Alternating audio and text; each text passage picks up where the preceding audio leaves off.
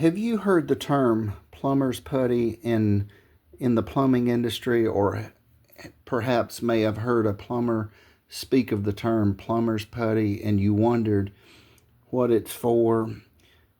Though this may seem simple to those who have done a lot of handyman, do-it-yourself type work, but to people who may not know, it's good to be informed and to have a knowledge of some of the practical applications, how they relate to the nomenclature in the industry.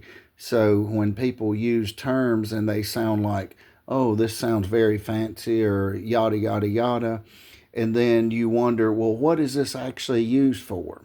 Plumber's putty is just, you can think of it kind of like we used to play with stuff when we were kids. I'm not sure, it was kind of like Play-Doh, but this is not an analogy. This is not Play-Doh. This is actually plumber's putty.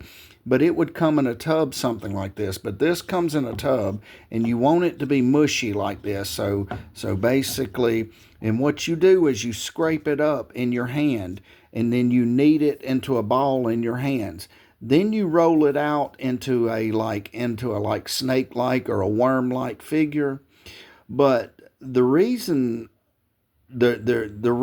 plumbing putty is may be used in the industry is simply to prevent water leaks. Now, there may be other uses, and then also, if the plumbers would like to add this to the comments, say for instance on a basket strainer here, the plumber's putty would go around here, and then it would prevent the water from leaking in the bathroom.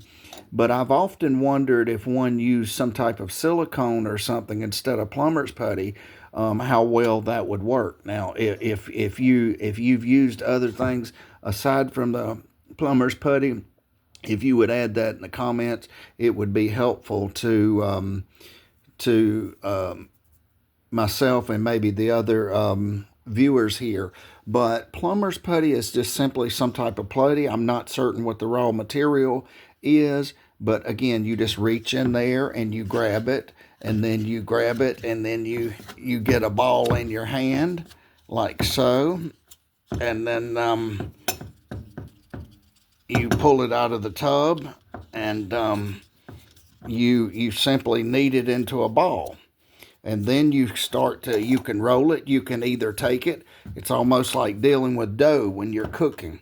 And I'm not a chef, so I'm speaking out of pure ignorance in that respect. But you can do it with two hands. You can do it with one. Then you would put it into a snake-like figure, and then you simply wrap it around here, and then it makes a seal.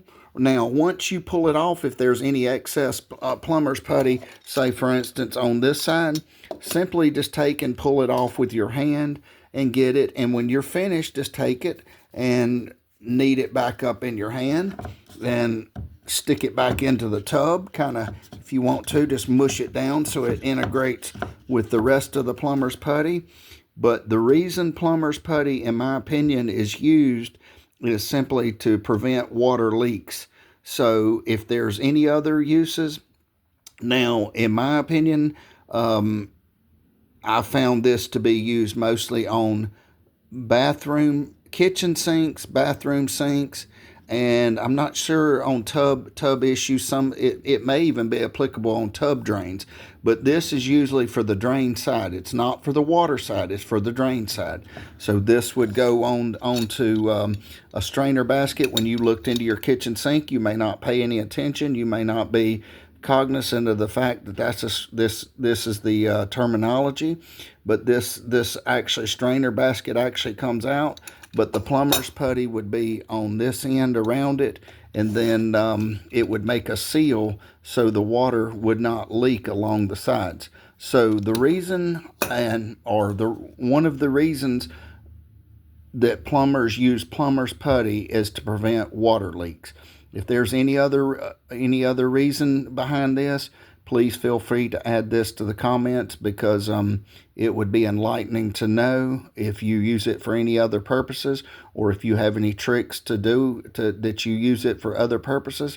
Now, one thing, when you put the excess back in the tub, do not forget to take the lid, as simple as it seems, and make sure the lid is attached correctly so the plumber's putty does not dry out.